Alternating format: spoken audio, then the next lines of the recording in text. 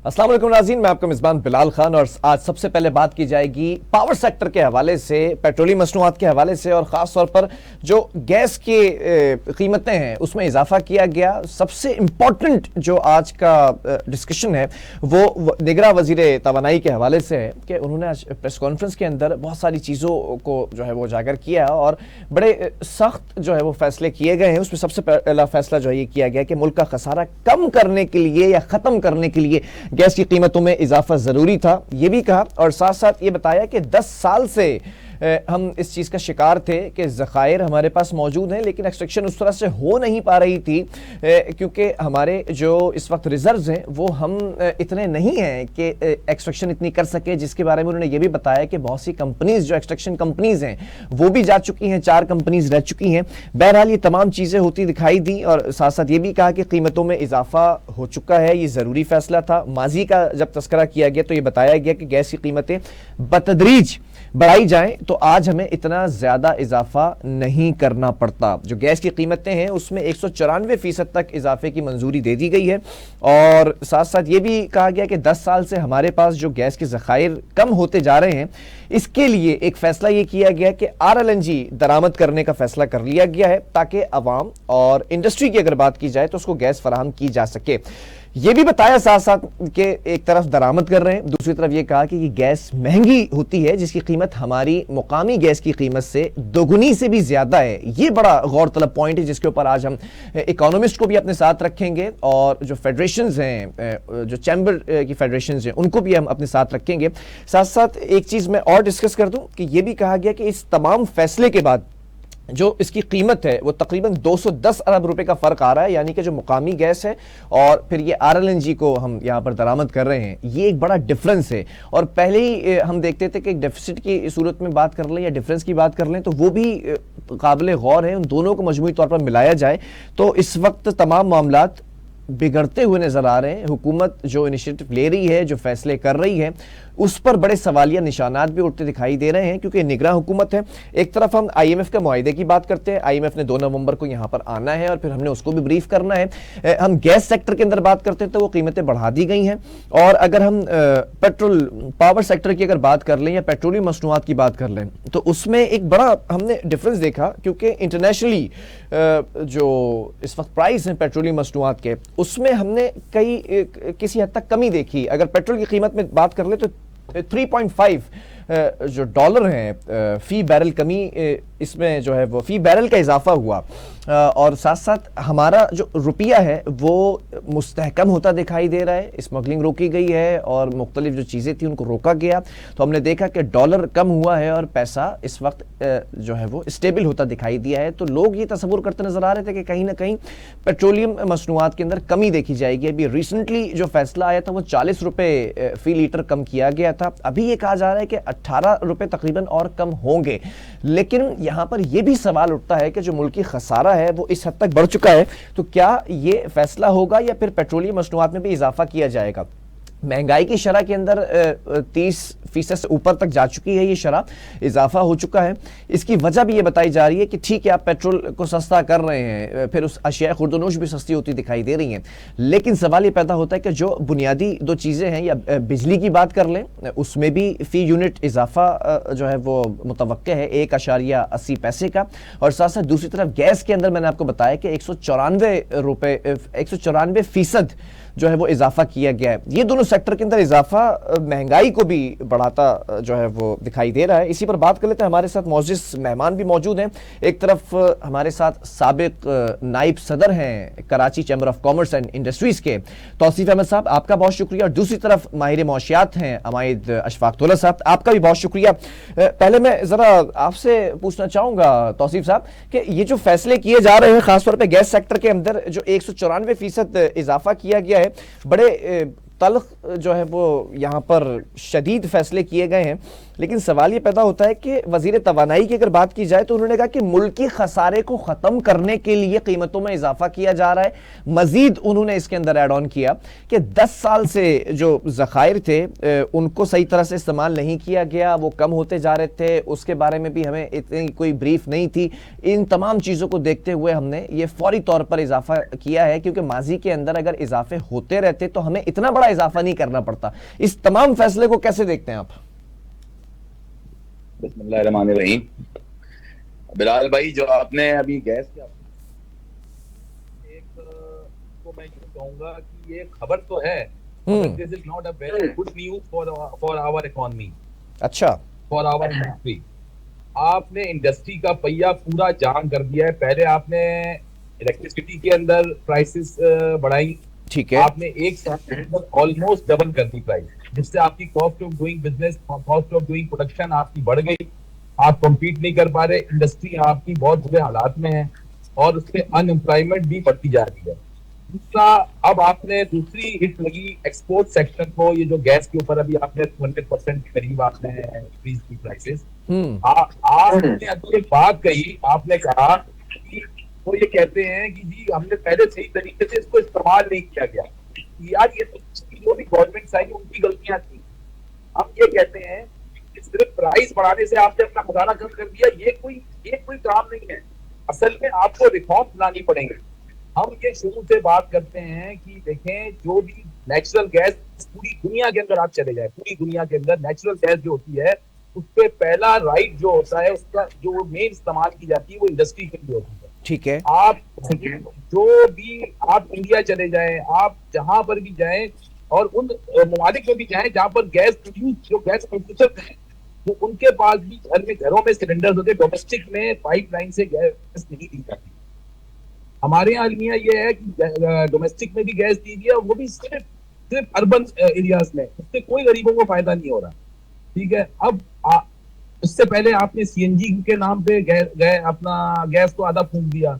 उसके बाद आप डोमेस्टिक सेक्टर्स को दे रहे हैं। अब इंडस्ट्री के लिए गैस है नहीं। एक्सपोर्ट सेक्टर आपका, इसे इस वक्त जो आपका सबसे बड़ा मुल्क का मसला है वो फॉरेन एक्सचेंज, फॉरेन रिजर्व्स का है। अशफाक तोला साहब भी अगर हैं तो ये अभी भी माशाल्लाह थे, और इन्होंने इस चीज को बड़ा ये समझते हैं। अब आपके पास फॉरेन रिजर्व कहाँ से आएगा, कैसे आएगा? ताकत कोई वैसे तो नहीं आ सकता। आपको अपनी एक्सपोर्ट बढ़ानी पड़ेगी। आपने देखे कि इस गवर्नमेंट ने रिफॉर्म्स लिए जो बहुत अच्छे लिए, जिस तरह स्मगलिंग को कर्व किया।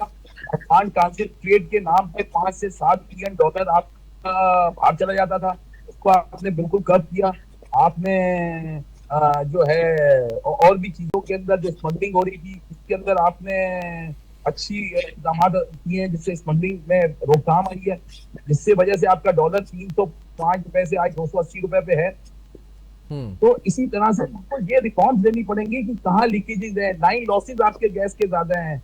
आपको उन चीजों पे काम करना पड़ेगा। अगर आप इस तरह, मैं सुबह उठूं और बोलूं कि यार मेरी कॉस्ट ऑफ प्रोडक्शन मेरी फैक्ट्री की ज्यादा है, तो भाई मैं उसको बस रेट बढ़ा दूं और मार्केट में माल बिकना शुरू हो जाए, ऐसे नहीं बिकेगा मार्केट में माल।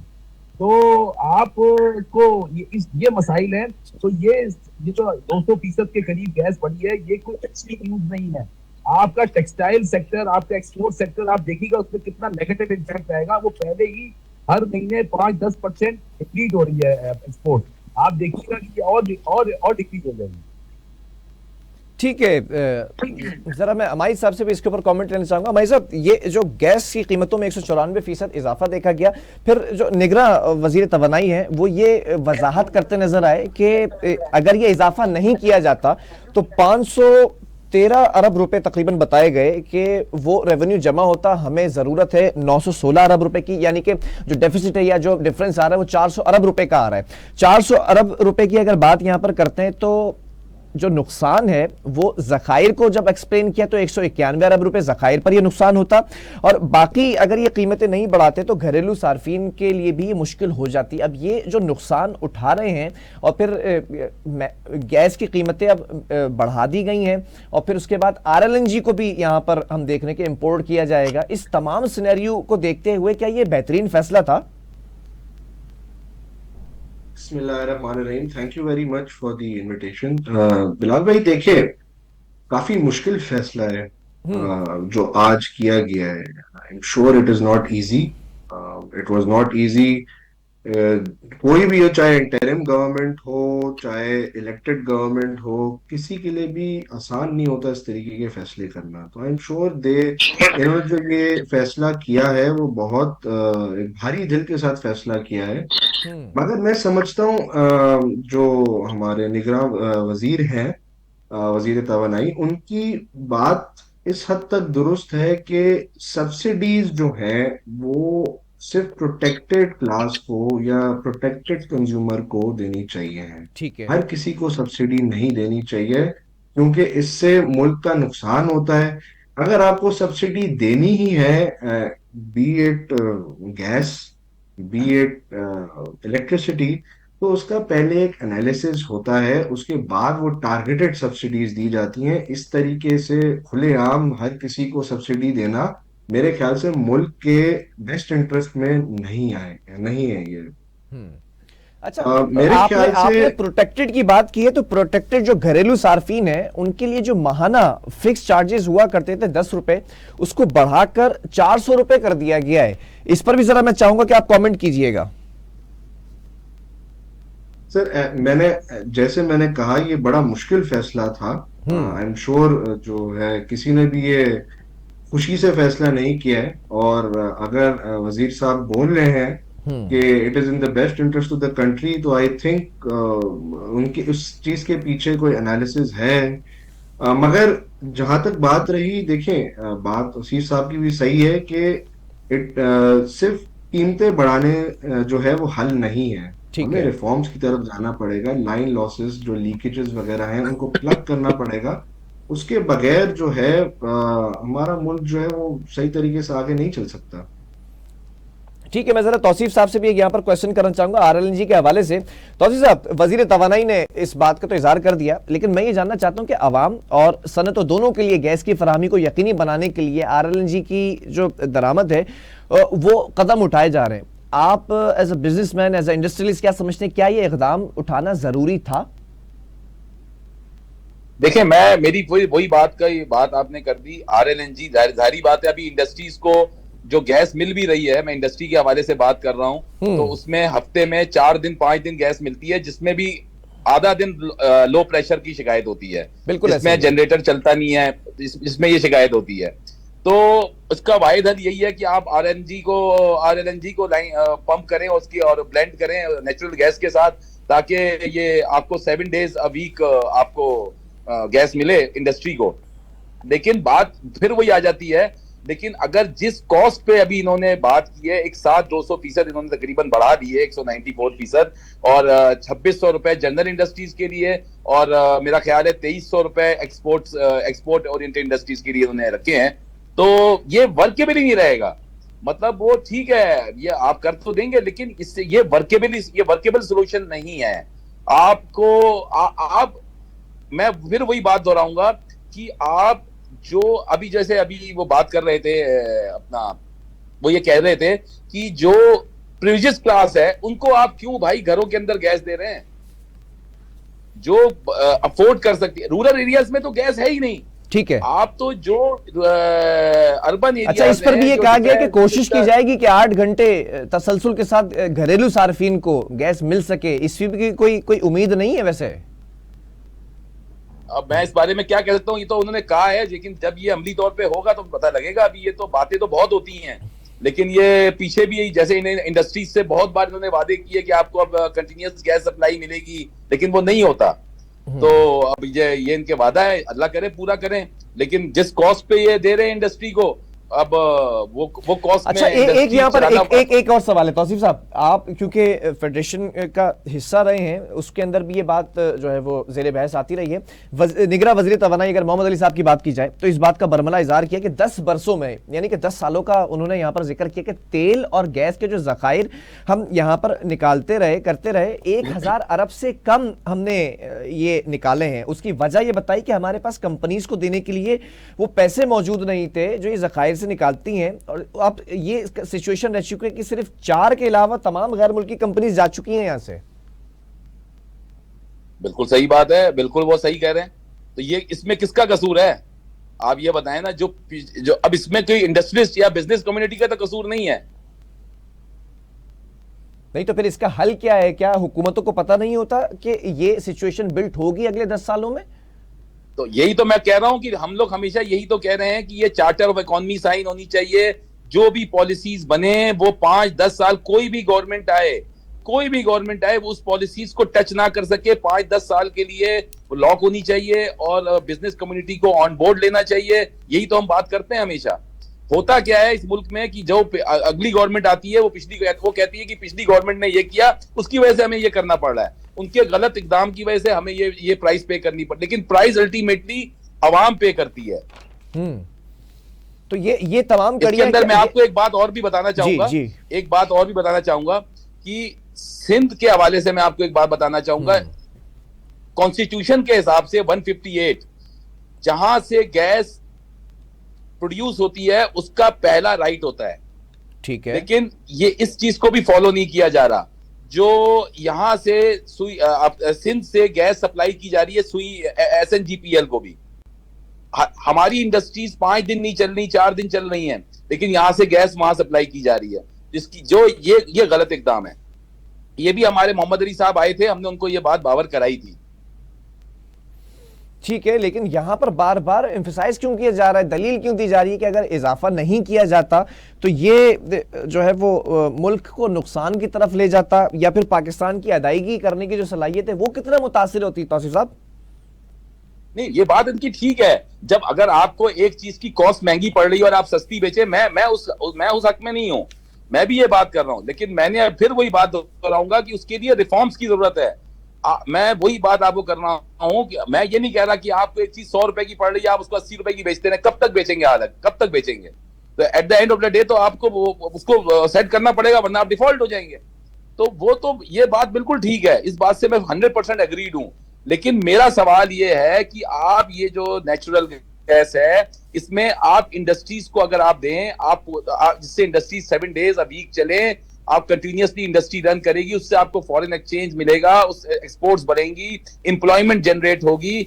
आप डोमेस्टिक्स को ये गैस पाइपलाइन से नहीं मिलनी चाहिए, डोमेस्टिक सेक्टर को ये गैस वो सिलेंडर से मिलनी चाहिए, जैसा कि पूरी दुनिया में होता है। ये पाकिस्तान अलग से कैसे चल सकता है? ठीक है, हमारे साथ इसी तरफ आऊंगा। महंगाई अगर बात कर ले, महंगाई की शरह की तो तकरीबन 31% तक हो चुकी है। उसकी दो बड़ी वजूहात ये बताई जा रही हैं कि ठीक है, पेट्रोल की अगर कीमतों में कमी हो रही है, तो दूसरी तरफ बिजली की कीमतों में भी अभी देखने में ये आ रहा था कि ₹1.80 एडजस्टमेंट की मद में यहाँ पर जो है वो बढ़ेंगे या बढ़ चुके हैं। दूसरी तरफ हम देखते हैं कि गैस की कीमतों में आज हमने बड़ा इजाफा देखा, और ये इस तरह से एक्सप्लेन किया गया कि माजी में 10 सालों से कुछ नहीं होता रहा। तो अगर हम इसी को कंटिन्यू करते हैं, इसी पॉलिसी को कंटिन्यू करते हैं जो इस वक्त बिल्ट हो चुकी है केयर टेकर गवर्नमेंट की जानिब से, तो आगे अगले सालों में आप क्या देख रहे हैं, किस तरह से मैनेज होंगी चीजें फिर? सर देखिए, इन्फ्लेशन जो है, महंगाई आपकी मैनेज इस तरीके से हो सकती है कि अगर आपका जो रुपया है वो स्टेबल रहे। ठीक है, अभी जो मैं देख रहा हूँ यही है कि रुपया जो है वो 280 के करीब सेटल हो गया है, जो कि एक अच्छी निशानी है मेरे हिसाब से। थोड़ा मजीद जो है वो भी रुपया जो है वो मजबूत होगा। हमारा इन्फ्लेशन में जो मेजर चंक होता है वो इम्पोर्टेड इन्फ्लेशन होता है, जो हम ऑयल इंपोर्ट करते हैं, जो एनर्जी इंपोर्ट्स होती हैं हमारी। अगर हम उसको मैनेज कर लें तो हमारी इन्फ्लेशन में एक मेरे ख्याल से काफी हद तक कमी में देख रहा हूं, लेकिन अभी शॉर्ट टर्म में नहीं, कुछ महीनों में, आने वाले महीनों में। लेकिन आपने दुरुस्त कहा कि अगर इस तरीके की कीमतों में इजाफा होता रहा तो फिर वो जो रुपया मजबूत हो रहा है उसका फायदा तो होगा, लेकिन इतना फायदा नहीं मिल पाएगा आवाम को जितना मिलना चाहिए। ठीक है, पेट्रोलियम मसनूआत अगर हम इंटरनेशनली देखते हैं तो वहाँ से भी कमी देखी जा रही है, फिर यहाँ पर भी कमी मुतवक्के है। फिर ये भी कहा गया कि माजी के अंदर कि 40 रुपये जो कम किए गए थे पेट्रोल के ऊपर, अभी भी यही खबरें आ रही हैं कि जो आपने बात की कि रुपया स्टेबल हो रहा है, डॉलर जो है वो नीचे जाता दिखाई दे रहा है, तो इस वजह से पेट्रोल और मजीद कम कर सकते हैं। लेकिन जो मुल्की खसारा है वो भी एक तरफ बढ़ रहा है, तो क्या इस चीज को, इस लेगेसी को फॉलो कर सकेंगे और पेट्रोलियम मसनूआत में कमी होगी क्या पाकिस्तान में? देखिए सर, खसारा जो है वो तब एक तरीके से डेवलप होता है जब आप कोई चीज महंगी खरीद रहे हैं और उसको सस्ती बेच रहे हैं, बेसिकली आप कंज्यूमर को कॉस्ट पास ऑन नहीं कर रहे, ठीक वो है। जो एक डिफरेंस है वो सरकार बेयर कर रही है। इस वक्त जो आईएमएफ के प्रोग्राम के अंडर है, मेरा नहीं ख्याल सरकार इस वक्त कोई सब्सिडी स्पेशली पेट्रोलियम प्राइसेस पे, given the history and the context जो पहले हो चुका है कुछ एक दो साल पहले सब्सिडी के हवाले से, वो दे सकती है सब्सिडी पेट्रोलियम प्राइसेस पे। जहां तक बात करी आपने, देखें खसारा जो हम्म। है उसको पूरा करने का एक दो तरीके हैं। एक, आपकी एक्सपोर्ट्स बढ़ेंगी।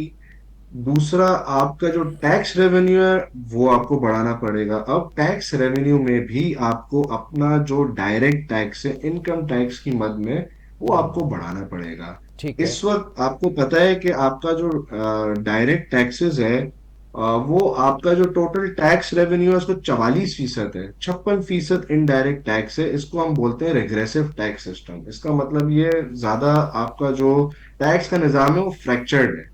अभी सर आरआरएमसी की एक रिपोर्ट थी, इंटरिम रिपोर्ट अप्रैल में सबमिट हुई थी ठीक है। उस वक्त के फाइनेंस मिनिस्टर को।